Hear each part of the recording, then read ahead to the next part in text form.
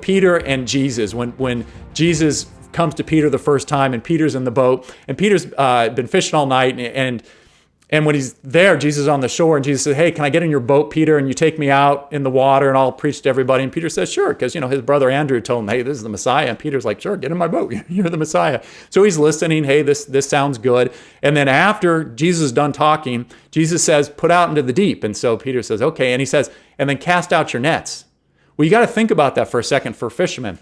They have been fishing all night, so they're tired. Sound familiar, Dad? You get tired at the end of the day? I do. So just think about a dad. He's tired, and he's already pulled in his nets. When you pull in your nets, they're like raggedy. You got to tie them off. You got to get all the seaweed off. You got to clean them up, and you got to fold them so they're nice so that you can cast them out tomorrow. So all that's just finally done. You've been doing that while this preacher guy, who's maybe this Messiah, is speaking, And so and Peter doesn't even know him all that long. And this guy is telling him in the middle of the day, go out and throw your nets again.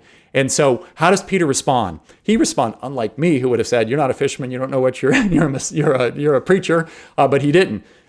Peter must have known that there was something about this man, and maybe he was a Messiah. And so he said, we've been fishing all night and caught nothing. Good, practical. That's exactly what's going on. But then the next thing he says, which is really an act of faith and an act of trust, he said, but at your command, we will let out our nets. So he was obedient to his duty. And after he was obedient to his duty, they cast out their nets in the middle of the day after they put it on the deep, and boom, there's an abundant catch beyond what they can imagine. And so it's almost sinking their boat. They call their friends over and they fill up 2 boats. And at that point, Peter just realizes I am standing before God. He says, I am a sinful man. It strikes him as this abundance is well beyond anything on the natural plane.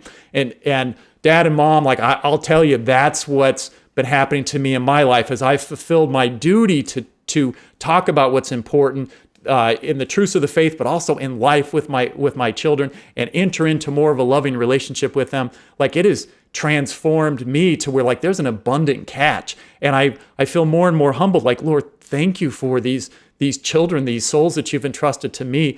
They're more your kids than they are my kids, and you love them more than I ever possibly could. But darn, am I going to try because I'm delighting in them more and more. And when I start a Strong Catholic Dad, it's I want that for dads. And dads don't believe it's going to come. They're just oh, come on, I'm tired. At the end of the day, you're going to ask me to play YouTube videos for my kids. It's they get what they need to have in their catechesis class or at church.